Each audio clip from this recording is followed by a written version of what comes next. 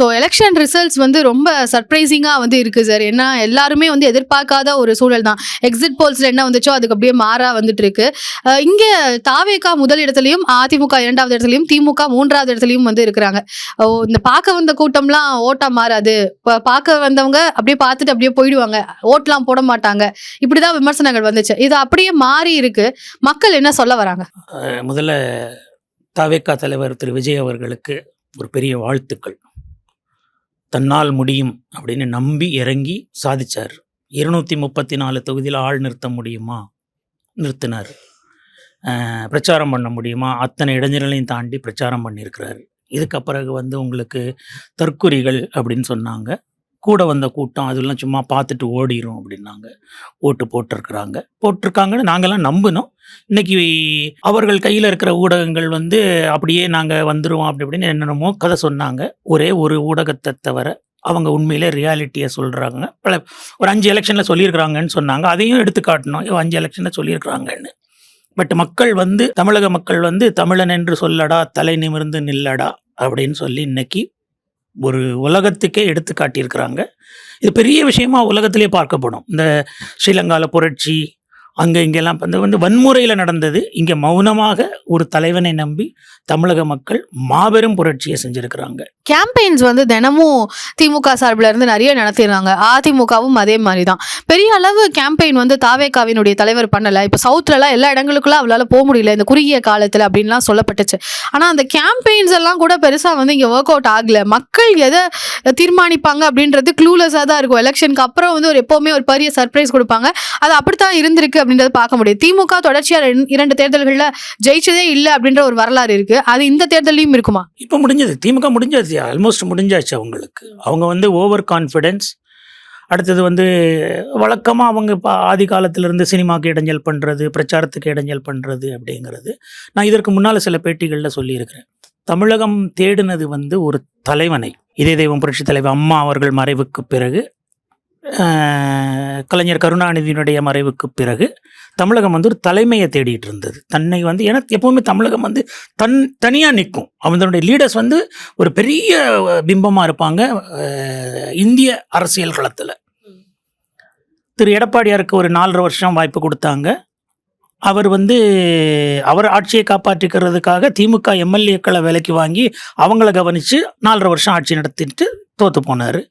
திரும்ப 5 வருஷம் சான்ஸ் கிடைச்சது திரு ஸ்டாலின் அவர்களுக்கும். அவரும் ஒரு என்ன சொல்கிறது, தன்னை ஒரு பெரிய தலைவர் மாதிரி காட்டினாரே ஒழிய அவர் அந்த தலைவராக வந்து தன்னை மாற்றிக்கொள்ளவில்லை. அந்த 2 பேரும் இழந்த ஒரு இடத்துல தமிழக மக்கள் வந்து தேடிட்டு இருந்தாங்க. தமிழகம் அப்படிங்கிறதுக்கு ஒரு தனி அடையாளமுக்குள்ள ஒரு லீடர் வேணும். ஜெயலலிதா அவங்கள மாதிரியோ, புரட்சி தலைவர் மாதிரியோ, கருணாநிதி மாதிரியோ ஒரு தன்னிகர் இல்லாத தனித்துவம் மிக்க ஒரு லீடர் வேணும். அந்த லீடர் தேடிக்கிட்டு இருந்தாங்க. அப்போ ஒரு வாய்ப்பு வந்து திரு விஜய் அவர்களுக்கு கிடைச்சது. அவர் அதை சரியாக பயன்படுத்திக்கிட்டார். தமிழகம் தேடும் தலைவன் திரு விஜய் அவர்கள். முடிவாயிடுச்சு இன்னைக்கு. புதுச்சேரியில் பார்த்தீங்கன்னா என்ஆர் காங்கிரஸ் தான் முன்னிலை வகிச்சுட்டு இருக்காங்க. 2வது இடத்துல காங்கிரஸ், தாவேகா 3வது இடம் தான். அந்த 3வது இடம்ன்றது அவங்க இன்னும் அக்கௌண்ட்டே அங்கே ஓப்பன் பண்ணல, இன்னும் 0ல் தான் இருக்கிறாங்க. ஆனால் தமிழ்நாட்டில் அப்படியே ரிவர்ஸாக இருக்குது. இங்கே தாவேகா தான் முன்னிலை வகிக்கிறாங்க. அங்கே அந்த மாதிரியான ஒரு ரிசல்ட், இங்கே இந்த மாதிரியான ஒரு ரிசல்ட் இருக்குது. ஸோ அதுக்கு என்ன காரணம் இருக்கும்? அப்போ அங்கே மக்கள் வந்து விஜய் அவர்களை நம்பலையா? இல்லை, அங்கே அவங்களுடைய அதான் சொல்ல, அது ஒரு தனி ஒரு என்ன சொல்கிறது, மத்திய ஆளுகைக்கு உட்பட்ட ஒரு பகுதி. அங்கே வந்து அவங்க ஏற்கனவே வேறு மாதிரி தான் இருந்தது. அந்த மாபெரும் லீடர்கள்னு வந்திருந்தப்போ வந்து கொஞ்ச காலம் அதிமுகவும் கொஞ்ச காலம் திமுகவும் இருந்தாங்க. இப்போ அவங்களுமே வந்து தன்னுடைய சுயாட்சிங்கிற மாதிரி அவங்க ஊரில் இருக்கிறவங்கள அவங்க முன்னிலைப்படுத்துகிறாங்க. தப்பு கிடையாது அவங்களுக்கு. ஒருவேளை வந்து அவர் சிட்டிங் சிஎம் புதுச்சேரியில் இருக்கிறவர் வந்து நல்லது செஞ்சுருக்கலாம். அவர் மேலே உள்ள நம்பிக்கையில் மழைப்படி அவங்க வாக்களிச்சிருக்கிறாங்க. அது ஒரு சின்ன ஒரு இடம் தான். அடுத்து அங்கேயுமே வந்து பிரச்சாரத்துக்கு போக விடலை. இவர் ஒரு 2-3 நாள் கொடுத்துருந்தாங்கன்னா அங்கேயும் வந்து ரிசல்ட்ஸ் கொஞ்சம் வேறு மாதிரி மாற்றுறதுக்கு மாறி இருக்கலாம்.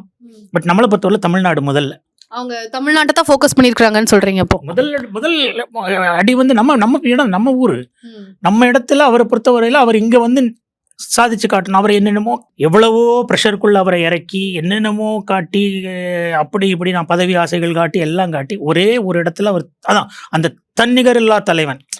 ஏன் முடிவு அவ்வளோதான், நிற்போம், வந்தால் வரட்டும், இல்லைன்னா அதுக்கப்புறம் பார்த்துக்கிடலாம் அப்படின்னு. சரி, இப்போ பார்த்தீங்கன்னா, எந்த மெசேஜ் வந்து இங்க ரொம்ப பெருசா பேசப்படுதுன்னு பார்த்தீங்கன்னா, இப்போ திமுக தோற்கடிக்கப்படுறாங்கன்னே வச்சுக்கோங்களேன். ஆனா திமுக தோற்கடிக்கப்படுறாங்க அப்படின்றத தாண்டி, கொளத்தூர்ல வந்து ஸ்டாலின் அவர்கள் தோற்கடிக்கப்படுறாரு. ஒரு சிட்டிங் சிஎம் வந்து இப்போ தொடர்ந்து ஒரு 6வது எண்ணிக்கையில போயிட்டு இருக்கு. அப்பவும் வந்து தொடர்ந்து பின்னடைவை தான் சந்திச்சுட்டு இருக்கிறார். சேப்பாக்கம்லயும் அதே மாதிரி துணை முதலமைச்சர் அவருமே வந்து பின்னாடி தான் வந்து இருக்கிறாரு. ஆனா இப்போ புதுச்சேரியில பார்த்தீங்கன்னா, சிஎம் அவர்கள் அவருடைய தொகுதியில ஜெயிச்சிட்டாரு. இங்க வந்து ஒரு ஸ்ட்ரகிள வந்து பார்த்துட்டு இருக்காங்க. அது எவ்வளவு பெரிய மெசேஜ வந்து மக்கள் குடுக்குறாங்கன்னு நினைக்கிறீங்க? மகளிர் விடியல் இதுதான் அவர் என்னமோ பெருசா சாதனை பண்ண மாதிரி சொல்லிட்டு இருந்தார். நான் தமிழ்நாட்டில் வந்து எப்படி பார்த்தீங்கன்னாலும் ஒரு மாசத்துல ஒரு 4-5 இடத்துல மாறி அங்கங்கே போயிட்டு வரவேன். எனக்கு என்னுடைய தொழில் முறையில் நான் 4-5 இடத்துல இருக்கிறவன். ஒவ்வொரு இடங்கள்லையும் பார்த்த இவங்க சொல்கிற டெவலப்மெண்ட் அப்படிங்கிறது வந்து சாராய கடைகள் தான் தெரிஞ்சுது. நாம் வந்து தமிழகம் வந்து ஒரு தனித்துவமிக்க தலைவரை தேடுறப்ப இப்போ வந்து ஸ்டாலின் அவர்களை வந்து என்ன சொல்கிறதுன்னு எனக்கு தெரியல. சாராயம் மட்டும்தான் அவங்களுக்கு முக்கியம் அப்படின்னு சொல்லி ஒரு சமுதாய சீரழிவை ஏற்படுத்தியிருக்கிறாங்க அவங்க. பெண்களுக்கு வந்து 1000 ரூபாய் கொடுத்துட்றேன் அப்படின்னா 1000 ரூபாய் கொடுத்துட்டு 5000 ரூபாய்க்கு மேலே நீ அந்த வீட்டில் இருக்கிற ஆண்கள்கிட்ட வசூல் பண்ணிடுறீங்க. உடனே சொல்லுவாங்க சாராயம் குடிக்கலைன்னா பயங்கர பிரச்சனையாகும். கொரோனா காலத்தில் ஒரு வருஷம் பார்த்துருக்குறோம் நாங்கள். எந்த இடத்துலையும் குடும்பத்தில் கலாட்டா அது இதுன்னு எதுவுமே கிடையாது. கிடைச்சா குடிப்பாங்க. அதுலேயும் அடிக்ட்ஸுங்கிறது வந்து ஒரு 10 to 15% தான். மற்ற மிச்சம் எல்லாமே வந்து மோர் தென் 40 to 50% வந்து அக்கேஷனல் ட்ரிங்கர்ஸ். அவங்களுக்கு வந்து கிடைச்சா குடிப்பாங்க, கிடைக்கலன்னா விட்டுருவாங்க. போய் கடையில் வந்து 2 நிமிஷம் நின்று சரக்கு வாங்க மாட்டாங்க. ஸோ அந்த மாதிரி இடத்த தான் நம்ம குறைக்க பார்க்கணுமே ஒழிய, அதுலேயும் பெரிய திரு ஸ்டாலின் அவர்களுடைய பெரிய சாதனை என்னென்னா, டாஸ்மாகில் யார் நல்லா வசூல் காட்டினாங்களோ அவங்களுக்கு அவார்டு கொடுத்தாரு. அதெல்லாம் வந்து அதான் சொல்லலை, அவர் மக்களை வந்து அதுலேயும் குறிப்பாக ஒரு சமுதாயம் வந்து வளரணும், ஒரு வீடு மாறணும், ஒரு வீடு வளரணும்னா அந்த வீட்டில் இருக்கிற பெண் ரொம்ப பொறுப்பாக இருப்பாங்க. காசை செலவழிக்கிறதுலேருந்து நம்ம கடன் வாங்குறதெல்லாம் ரொம்ப யோசிப்பாங்க அவங்க. நீங்கள் கடனை வாங்கி பெண்களுக்கு காசை கொடுத்துட்டு இப்போ 5 லட்சம் கடன் வாங்கியிருக்கிறாரு, 1000 ரூபாய் கொடுத்துருக்கிறாரு மாதத்துக்கு அப்படின்னு கணக்கு போட்டு பார்த்தீங்கன்னா வந்து கிட்டத்தட்ட வந்து அதில் ஒரு 1 லட்சம் கோடி ரூபாய் அவங்களுக்கு கொடுத்த கணக்கே வந்துடும். எந்த ஒரு பெண்ணும் தன்னுடைய அனாவசிய செலவுகளுக்கு வீட்டுக்காரர் கடன் வாங்கினா சண்டைக்கு தான் போவாங்க. நீங்கள் தமிழக பெண்களை பர்டிகுலராக பெண்களை வந்து என்னமோ ஊதாரிகள் மாதிரி நினச்சிட்டு நான் 1000 ரூபாய் கொடுத்துட்டேன்னா என் பரம்பரை அப்படியே வந்து ஒரு 25 வருஷத்துக்கு ஆளும். அது ஸ்டேட்மெண்ட்டை கொடுத்துருந்தார். அடுத்த 25 வருஷத்துக்கு திமுகவை யாரும் ஒன்றும் பண்ண முடியாதுன்னு. எதிரிகளே இல்லைன்னு சொன்ன ஒரு தலைவர் தான் திரும்ப திரும்ப ஜெயிச்சாங்க அம்மா. அதனால் இவங்க வந்து நம்ம தமிழ் நாடு தேடின தலைமைக்கு கொஞ்சம் கூட ஒரு unfit to be a leader of Tamil Nadu. அவர் வந்து அவர் குடும்பம் நான் பார்த்தது வந்து இந்த சாராய கடைங்கிறது வந்து டோட்டல் சமுதாய சீரழிவு. அதை வந்து கண்ட்ரோல் பண்ண முடியாதுன்னு சொல்லவே முடியாது யாரும். அதுக்கு கண்டிப்பாக பண்ணலன்றது இல்லை. மெயின் ஹைவேல வந்து எலைட் பாருன்னு திறந்து வைக்கிறாங்க, அந்த பாருன்னு திறந்து வைக்கிறாங்க, குடியிருப்பு இடத்துல வைக்கிறாங்க. இவங்களுடைய என்ன சொல்றது வட்ட செயலாளர்லேருந்து எல்லாரும் ஆளாளுக்கு வருமானத்துக்கு கணக்கு தான் போடுறாங்களே ஒழிய இதுக்கு தலைமை குடும்பம் என்ன ஆக்ஷன் எடுக்கிறீங்க? ஒரு பெண்ணாக இருந்துக்கிட்டு அவங்க துர்கா ஸ்டாலின் என்ன செஞ்சுருக்கிறாங்க? அதுக்கு உணர்த்தணுங்க அதை. ஏன்னா சமுதாயம் வந்து அடுத்த சமுதாயம் படித்தவனுங்க எல்லாம் நல்லா படித்த பசங்க, நல்லா சம்பாதிக்கிறாங்க, நல்ல இன்டெலிஜென்ட். அவங்கள வந்து ஒரு சீரழிவு பாதைக்கு கொண்டு போயிட்டு நீங்கள் சுகம் காண்றதுங்கிறது வந்து தப்பு. இப்பயும் உடனே விஜய் அடுத்த கேள்வி கேட்பாங்க, விஜய் வந்தவுடனே எல்லாத்தையும் நிறுத்திடுவாரான்னு. குறைப்பார். அந்த நம்பிக்கை எங்களுக்கெல்லாம் இருக்குது. குறைக்கணும். முதல்ல வந்து அவைலபிலிட்டி வந்து குறைய வந்து ஆட்டோமேட்டிக்காக ஹேபிட், அந்த அக்கேஷனல் ட்ரிங்கர்ஸ் இருக்காங்க இல்லையா, அவங்க எல்லாம் கரெக்டானாலே அவங்கள பார்த்து மற்றவங்களாம் திருந்துறதுக்கு வாய்ப்புகள் இருக்கு. இந்த உத்தேச அமைச்சர் பட்டியல் அப்படின்னு எல்லாம் வெளியா இருந்துச்சு, தாவேகாவினுடைய உத்தேச அமைச்சர் பட்டியல் தான். அதெல்லாம் வந்து ஒரு நகைப்புக்குரிய ஒரு விஷயமா வந்து பேசப்பட்டுச்சு இணையதளத்தில். இப்போ தாவேகாவினுடைய ஃபேஸ் கேண்டிடேட்ஸ்ன்னு சொல்லுவோம் இல்லையா, அவங்க எல்லாரையுமே வந்து அதில் போட்டு இதெல்லாம் வந்து தமிழகம் வந்து இதெல்லாம் எப்படி பார்க்க போகுது, இப்போ இவங்கெல்லாம் வந்து அமைச்சர்களானா என்ன ஆகும் தமிழ்நாடு அப்படின்ற மாதிரி பேசப்பட்டுச்சு.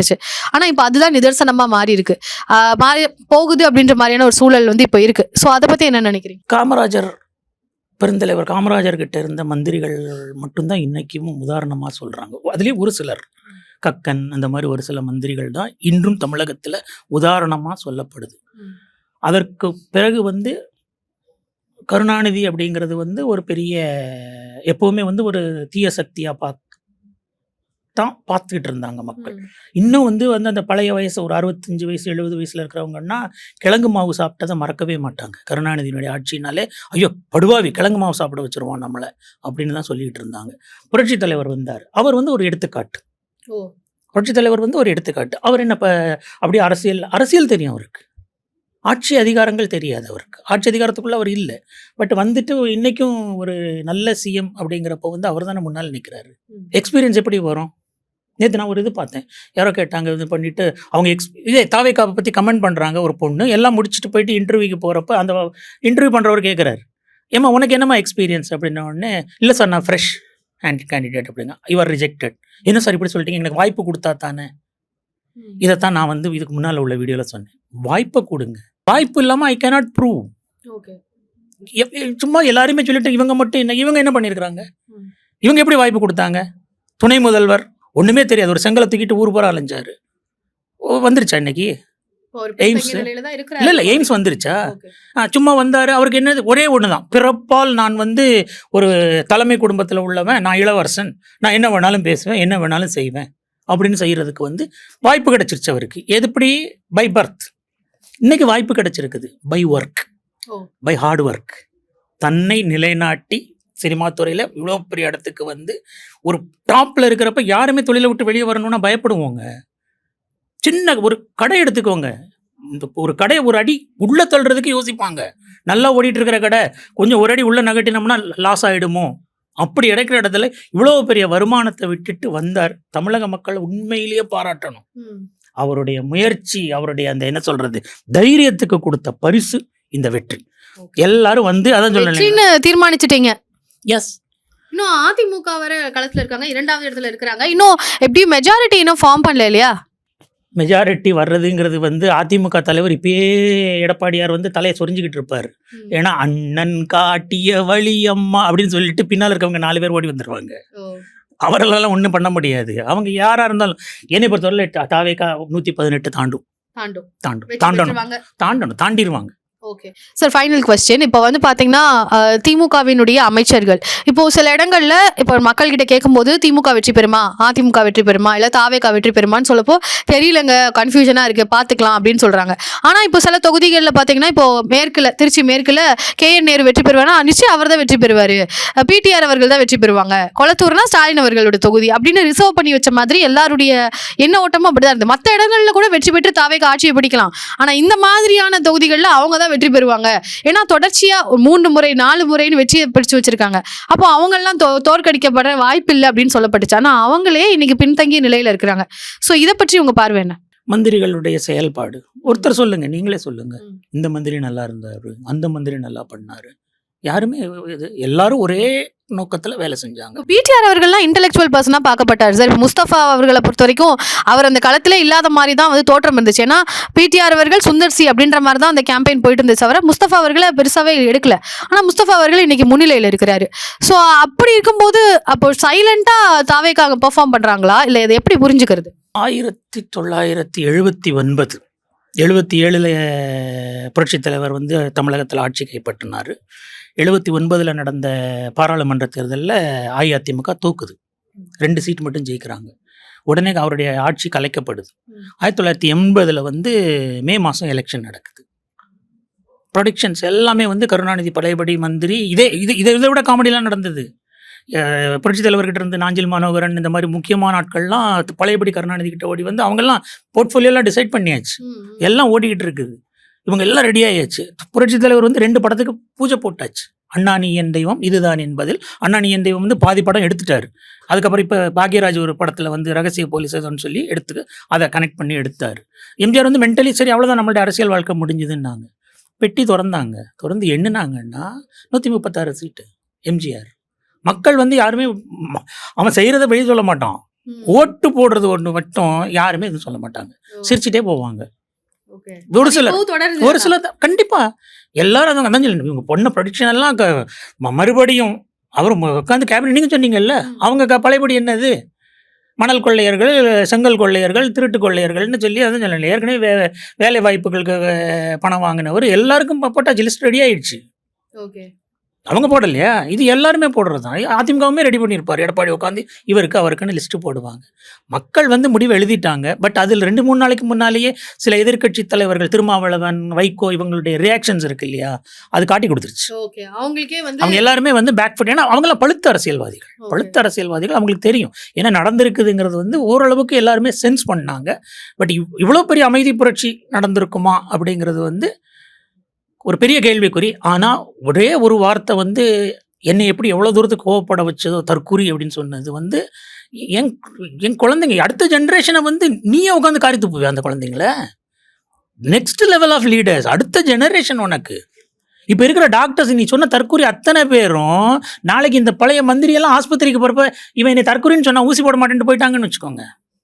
தே have to face so many things in their life now. ஒரு ஜென்ரேஷனை வந்து காமராஜர் உன்னை வந்து திட்டலையே. திமுக காட்டு மிராண்டிகள்னு அவர் சொல்லியிருக்கலாமே, ஈஸியா சொன்னாரா? ஒரு பக்குவப்பட்ட லீடர். நீங்கள் வந்து மக்கள் யார் எதிர்த்து வந்தாலும் ஏங்க தனியாக நின்று ஜெயிச்சாங்கங்க புரட்சித் தலைவர் அம்மா. தன்மேல் உள்ள நம்பிக்கை, அந்த வரலாறு திரும்ப எழுதியிருக்கிறார் இவர் விஜய். நான் தனியாக நிற்கிறேன் கூப்பிட்டு பார்த்தாரு ஃபஸ்ட்டு எல்லாரையும். ஏன்னா எல்லாருமே புதுசாக அரசியலுக்குள்ளே வர்றவங்க. நானே யோசிச்சுருக்கிறேன், எம்ஜிஆர் எல்லாமே வந்து ஒரு சின்ன கூட்டணி வச்சுருப்பாங்க. சரி ஓகே, ஒரு சில கட்சிகள் வந்தால் அவருக்கு அந்த ஒரு அங்கே தேடினதுமே எதுக்குன்னா அந்த பூத் மேனேஜ்மெண்ட் இதுக்கெல்லாம் எக்ஸ்பீரியன்ஸுக்கு. பூத் ஏஜென்ட் போட முடியுமான்னு கேட்டாங்க. உங்களை மாதிரி பெண் குழந்தைங்கள் தைரியமாக வந்து அரசியல் பூத் ஏஜென்ட்டில் உட்காந்தாங்க. அங்கேயே இவங்க சுதாரிச்சிருக்கணும். என்னடா பெண் குழந்தைங்கள்லாம் போல்டாக வந்து ஏறி நிற்குது. இன்றைக்கி இருக்கிற சமுதாயம் வந்து எதையும் ஃபேஸ் பண்ணும். உங்களுக்கு 1000 ரூபாய் கொடுத்துட்டு உங்களை எல்லாரையும் ஏமாற்றலான்னு நினச்சாங்க. அதுலேயும் அது வந்து எனக்கு அந்த மகளிர் விடியல் அப்படின்னு பார்க்குறப்ப எனக்கு அப்போ இதுக்கு முன்னால் 70 வருஷமாக எல்லாரும் இருட்டிலையாக இருந்தாங்க. நம்ம வீட்டில் நம்ம பிள்ளைங்கள்லாம் படித்து வந்திருக்குது, நல்லா வேலை பார்க்குதுங்க, எல்லாரையுமே ஒரு முன்னேற்றம் கொண்டு வந்திருக்கிறோமே. அந்த ஒரு வார்த்தை பார்க்குறப்ப வந்து எனக்கு முன்னேற்றத்துக்கு காரணமே திராவிட கட்சிகள் தானே சொல்கிறாங்க. இது வந்து அதான் சொல்கிறேன் இல்லையா, ஒவ்வொருத்தர் சொல்லிக்கிட வேண்டியது. இவங்க வந்து ஒவ்வொரு தடவையும் திமுகவை பொறுத்தவரையில் காசை வச்சு தான் விலைக்கு வாங்க பார்ப்பாங்க. இந்த வித்தியாசமானது தனியார் பொறியியல் கல்லூரி புரட்சித் தலைவருடைய பிரெயின் சைல்டு. அது அடுத்த ஊரில் போய் பசங்க கஷ்டப்படுறாங்க. இங்கே கேட்டாங்க எல்லாம். அதிமுகவும் திராவிட கட்சி தானே சார்? அந்த 2 டிஃபரன்ஸ் இருக்குங்க. அவங்க வந்து கொஞ்சம் ஓரளவுக்கு வந்து ஒரு இதில் போயிட்டு இருப்பாங்க. அந்த அம்மா கடையை சாராய கடையை குறைக்கிறேன், சாராய கடையை வந்து அது இன்னொரு டாப்பிக்கில் பேசுவோம். ஏன் டாஸ்மாகை கொண்டு வந்தாங்க அம்மான்னு? அது ஒரு வரலாற்று சாதனைக்காக கொண்டு வரல. அதில் வந்து நிறைய மால் ப்ராக்டிஸ் நடந்ததை கொஞ்சம் ஸ்ட்ரீம்லைன் பண்ணிக்கிடலாம். வருமானம் வந்து டைரெக்டாக கவர்மெண்ட்டுக்கு வந்துக்கலாம். இப்படி வச்சு அதை வச்சு தான் நம்ம எல்லாத்தையும் பண்ணணும்னு அவங்கெல்லாம் நினச்சது கிடையாது. இல்லை இன்னைக்கு வந்து எப்படின்னா 30,000 கோடி ரூபாய் கவர்மெண்ட்டுக்கு வருமானம்னு காட்டுறாங்க. தலைமை குடும்பத்துக்கு எவ்வளோ வருமானம்? நம்ம கரூர் மன்னன் அவருக்கு எவ்வளோ வருமானம்? வட்டச் செயலாளருக்கு என்ன வருமானம்? இவங்க எல்லாருக்குமே வந்து வருமானத்துக்கு ஒரு வழியாக பார்த்துட்டாங்க. அது தப்பு. ஒருத்தனை கெடுத்து, ஒரு குடும்பத்தை கெடுத்து நம்ம வாழ்கிறது. குடி வந்து குறைக்க முடியாது. இப்போ நான்லாம் இருந்தது வந்து பாம்பே. அங்கே குடி தப்பு கிடையாது. பட் அங்கே அது வந்து entertainment. It is not an addiction. இருப்பாங்க ஒரு 5 to 10% இருப்பாங்க. அவங்கள பற்றி நம்ம கவலைப்பட முடியாது. பட் அவங்களுக்கு தான் நம்ம அந்த ரிஹாபிலேஷன் அந்த மாதிரி இதுகளுக்கு வந்து அவங்களுக்கு பண்ணணும். இந்த மிச்சம் இருக்கிறதுல வந்து அந்த அக்கேஷனல் ட்ரிங்கர்ஸை வந்து எவ்வளோ தூரத்துக்கு அவனுக்கு அவைலபிலிட்டியை குறைச்சிடுறோமோ அவ்வளோ தூரத்துக்கு குடும்பத்தில் பிரச்சனைகள் இருக்காது. சமுதாயத்தை வந்து யோசித்தவங்க புரட்சித் தலைவர் அவங்கெல்லாம். ஸ்டாலின் வந்து இப்போ ஸ்டாலினை சொல்லலாம், தற்குறி அப்படிங்கிறதுக்கு அர்த்தம் தெளிவாக அவருக்கு புரிஞ்சிருக்கும்னு நினைக்கிறேன். உட்காந்து யோசிப்பார், தற்குறின்னா என்ன அப்படிங்கிறது, எப்படி குத்துனாங்கன்றதும் புரியும். நம்ம எப்படி தற்குறித்தனமா அவர் என்ன நினச்சி சொன்னாரோ, நம்ம எப்படி 5 வருஷம் கையில் கிடச்ச ஆட்சியை 15 வருஷத்துக்கு மாற்றுறதுக்கு தவறிட்டோம். அப்போ யார் தற்குறி? வாய்ப்புகள் இருந்தது, படைகள் இருந்தது, எல்லாமே கையில் இருந்தது. உன்னை அடுத்த 5 வருஷத்துக்கு நீ ஜெயிக்க வைக்கணுன்றதுக்கே முடிஞ்சு போச்சு இல்லையா? இளவரசருக்கு மகுடம் சூட்டணும்னு நினச்சது அந்த அம்மா கனவு மண். அவ்வளோதான், முடிஞ்சது. இனி இதோட கருணாநிதி குடும்பம் முடிச்சிடணும், அவ்வளோதான். ஸோ உங்களுடைய கருத்துக்கள் எல்லாம் பதிவு பண்ணியிருக்கிறீங்க சார். என்ன மாதிரி ரிசல்ட் வரப்போகுது அப்படின்றத பொறுத்திருந்து பார்க்கலாம். ஸோ தாவேகா முன்னிலையில் வகிச்சிட்டு இருக்கிறாங்க. அதிமுக 2வது இடம், திமுக 3வது இடம். ஸோ என்ன நடக்க போகுது பொறுத்திருந்து பார்க்கலாம். Stay tuned.